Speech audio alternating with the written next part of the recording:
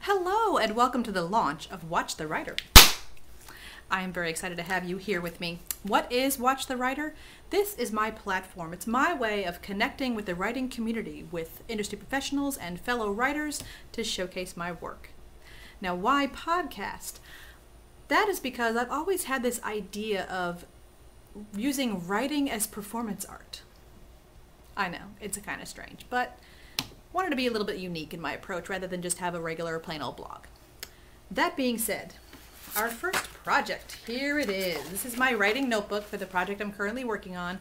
It is a contemporary romance called The American and the Actor. And the basic plot, which I'm still fleshing out here, is that this woman, Madeline, leaves her fiance at the altar and runs off to Scotland, which is where they were going to go on their honeymoon. A couple months go by and her family is begging her to come home. They won't send her any money. They won't help her out other than to send her a plane ticket to get her home. But she does not want to go back and deal with the fallout just yet. She's not ready. She's just crushed by all this stuff that has happened. And she is trying to rediscover who she is and what she's going to do with the rest of her life. She ends up chancing upon a job as the personal assistant to this reclusive actor who lives on the outskirts of this little village she's been living in near Edinburgh.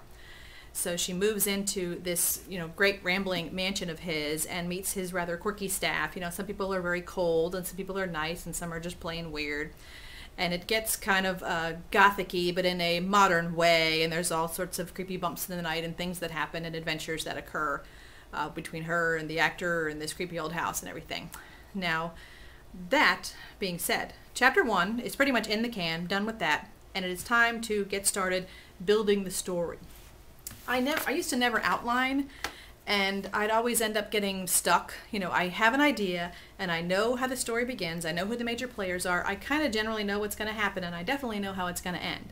But all that meat in the middle, all that really, really important stuff that keeps the reader flipping those pages was always a big challenge. So I started using something different, not a standard regular outline, but something a little different. I actually got it from this book here, Save the Cat by Blake Snyder, who very unfortunately passed away suddenly last year. But this is a fantastic book. If you are a screenwriter, which I also dabble in writing screenplays, this book is a must-have. And what Blake invented was the use of what he calls the beat sheet.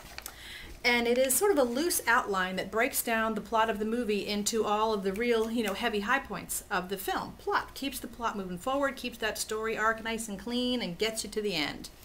Now, in a novel, of course, anybody who's read their famous novel and then seen the movie version knows that they chop a whole lot of stuff out in the movie version. In a novel, you have a lot more time.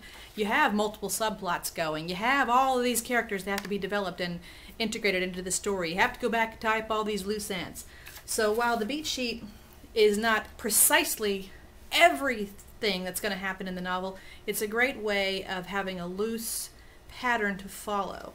So what I do when I'm starting a project is I just go through and I fill in basic idea of what's going to happen. So I'm going to get to work on my beat sheet. All right, ready? Here we go. Time to watch the writer.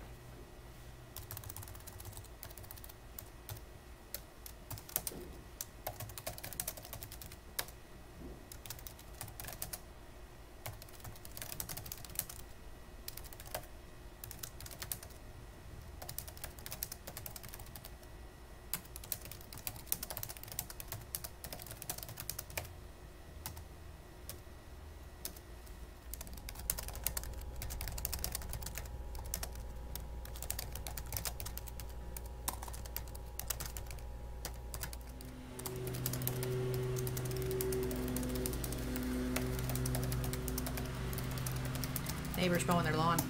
Can you hear that?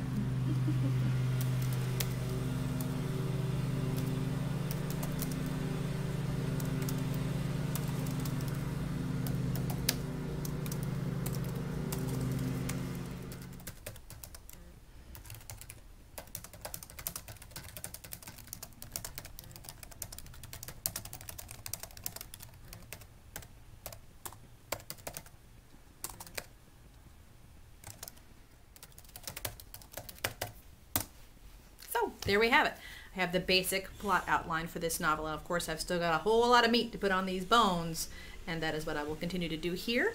Thank you again for being here for the launch of my platform. I'll keep writing. I hope you keep watching.